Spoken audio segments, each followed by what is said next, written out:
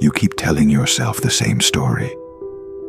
If I just had more discipline, I'd finally be successful. If I could stay consistent, my life would change. If I just woke up earlier, worked harder, stayed more focused, I'd finally become the person I want to be. And you try. You really do. You write goals. You buy planners. You watch motivational videos. You wake up early for a few days. You hit the gym.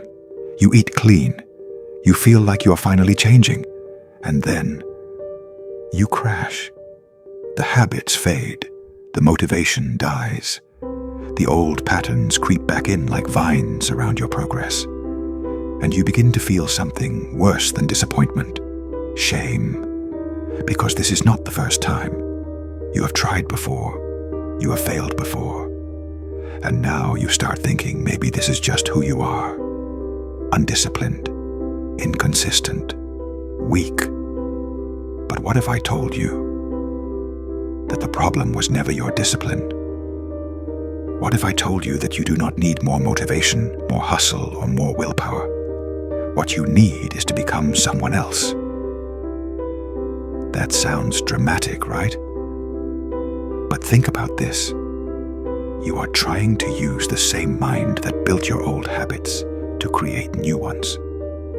You are trying to upgrade your behavior without upgrading your identity. That is like trying to run the newest software on a broken operating system. Eventually, it crashes. Let me say it clearly. You are not failing because you are lazy. You are failing because you are loyal to a version of yourself that no longer fits the life you want. Most people misunderstand discipline. They see it as this raw force of will. Like if you just push through enough times, success will magically appear. But discipline is not the engine. It is the byproduct. Discipline is what shows up when your identity matches your values. When you stop negotiating with yourself. When the things you want are not in conflict with the person you believe yourself to be. You're not inconsistent because you lack discipline. You are inconsistent because your goals are still foreign to your identity. You are trying to force your future onto a version of you that was built for survival, comfort, and familiarity. And that is why it never sticks. Here is what most self-improvement advice gets wrong. It starts at the surface level. Wake up early, go to the gym, read more, eat better. But none of that will last if it is built on top of an identity that sees those actions as unnatural. You cannot outwork a self-image that sees you as lazy. You cannot out-hustle a belief system that thinks you are not enough. You cannot build new habits in the body of someone addicted to their past. If you want to change your life, you have to start with who you believe you are. Because your behavior always follows your identity. Let us get practical. Think about something you do every day without fail. It might be brushing your teeth, or checking your phone, or drinking. Step 2. Destruction. You cannot build a new identity on top of a broken one. You have to destroy the old foundation first. This is where most people hesitate. They want the results, but they still find comfort in who they have always been, even if that version of themselves is unhappy or stuck. Think about it. If you constantly tell yourself, "I am just not consistent," or "I have always struggled with commitment," then guess what? That becomes your emotional home. It becomes the narrative that defines you. And as strange as it sounds, people cling to their limitations because they feel familiar. Letting go of that story means walking into the unknown. But you cannot hold onto your comfort zone with one hand and reach for your potential with the other. At some point, you have to choose. So, destroy the lies. Destroy the belief that you are just not wired for discipline. Destroy the identity that was shaped by pain, fear, and repetition. Write it down if you have to. Burn it. Mourn it. Because that version of you was real, but it does not have to be final. Step 3. Reconstruction. Now that you have cleared the space, it is time to rebuild. Here is the truth no one tells you. You can choose your identity. You do not have to wait for permission. You do not have to wait until you have proven yourself. You can wake up tomorrow and decide, I am someone who honors my word. I am someone who keeps promises to themselves. I am someone who shows up every single day. It might feel fake at first. That is okay. All change feels awkward when it begins. You are shifting gears in a machine that has been running one way for years. But the fastest way to become someone else is to act like them before you believe you are them. Behavior creates belief. You do not become confident by thinking about confidence. You become confident by doing the things confident people do. You do not become consistent by hoping for consistency. You become consistent by taking one small, boring, difficult action every day until it becomes who you are. And this is where most people mess up. They wait for their identity to change before they act. I will go to the gym when I feel like a fit person. I will create content when I feel like a real creator. I will build a business when I feel ready. But that is backwards. Read that again. That is backwards. Your identity does not precede your behavior. Your identity is shaped by your behavior. So you must move before you are ready. Act before it feels natural. Show up before you believe you are worthy. Because belief follows evidence. And the only way to collect evidence is through action. Step 4. Repetition. Now that you have chosen your new identity, your job is simple. Repeat it. Daily, relentlessly. Especially on the days you do not feel like it.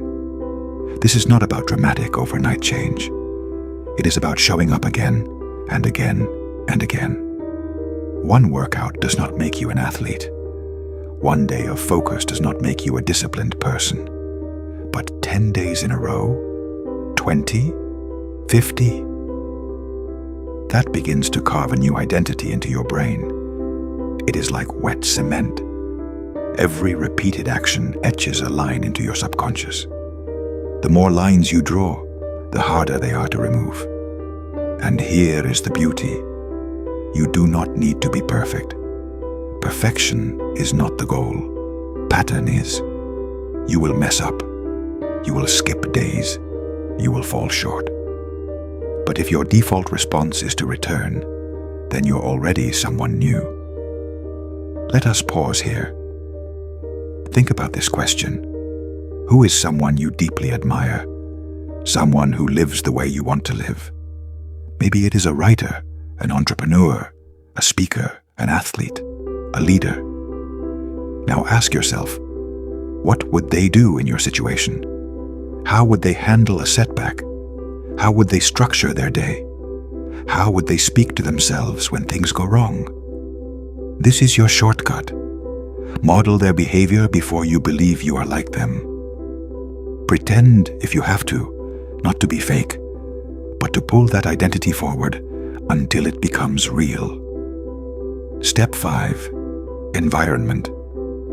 You cannot transform your identity while staying in an environment that anchors you to your old self. Your environment includes more than just your physical space.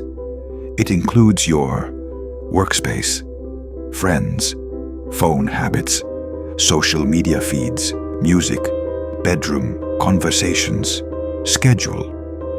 Every part of your environment is either reinforcing your new identity or dragging you back into your old one. If you want to be someone who creates, why is your phone filled with distractions? If you want to be someone who wakes up early, Why are you sleeping next to your phone, scrolling past midnight? If you want to be someone who values peace and focus, why are you surrounding yourself with chaotic people? Your surroundings matter more than your motivation. You rise or fall to the level of your environment. So curate it, protect it, design it to make success easy and failure difficult. Step 6. Language. What you say becomes what you see. The way you speak, especially to yourself, literally reshapes how your brain filters the world. Your internal dialogue is not just harmless self-talk. It is the script that programs your subconscious. When you say, "I always quit," "I am terrible at this," "I am just not a morning person," "I am lazy," "I am overwhelmed," "I am undisciplined," your brain listens. It adjusts your reality to match the language you're using. But when you say, "I am someone who finishes what they start," "I am learning to show up daily," "I do hard things because they shape me," that language becomes your lens. And that lens creates new possibilities. So here is a simple practice. Catch yourself in the act of negative self-talk and replace it immediately, literally out loud if you need to. "I do not do that anymore. I used to be like that, but I am becoming someone different." This is what growth feels like. Talk to yourself like someone who believes in your potential, not because you're being delusional, but because identity is trained through repetition. Let us go deeper. You do not need to discipline yourself into greatness. You need to become the kind of person who sees greatness as inevitable. The people you admire most do not have more hours in the day. They are not magically more disciplined. What they do have is clarity. They have a North Star. They know who they are becoming. They have a vision so clear that it pulls them forward, past resistance, past failure, past doubt. They are not grinding through life. They are being pulled by something bigger than their excuses. That can be you, but only if you're willing to stop trying harder and start becoming different. Here is the truth. You are not a fixed personality. You are not locked into who you have been. You are not your past, your failures, or your fears. You are malleable. You are a work in progress. You are a project under divine construction. The habits you want to build, the goals you want to achieve, the life you dream of living, they are not somewhere out there. They are already available to you the moment you decide to stop trying to act like a better version of yourself and start becoming them. You are not chasing success. You are stepping into the version of yourself who lives it daily. You do not need more hacks. You do not need more apps or planners or to-do lists. You need to shed the skin of who you have been. You need to unlearn the identity that no longer serves you. You need to become uncomfortable in the presence of mediocrity, not because you are better than others, but because you are finally choosing not to betray your own potential. Let us end with this. Change feels hard because you are grieving. You are grieving your comfort. You are grieving old versions of yourself that helped you survive, even if they kept you small. But what comes on the other side of that grief? Freedom. Not the kind of freedom that comes from money or status, but the kind that comes from integrity. The deep, quiet power of finally being aligned, of waking up and knowing your actions match your values, of no longer needing external validation to feel like you matter, of showing up for yourself, especially when no one is watching. That is what this journey is about. Not discipline, not punishment, not hustle, but transformation. So here is your challenge. Tonight, Write down the identity you are letting go of. Then write down who you are becoming. Name them, define them, speak them into reality. Then wake up tomorrow and live one day as that person. Just one. Make their decisions. Walk with their posture. Think with their focus. Speak with their power. Do it once, then again, until you no longer have to act like that person, because you are them.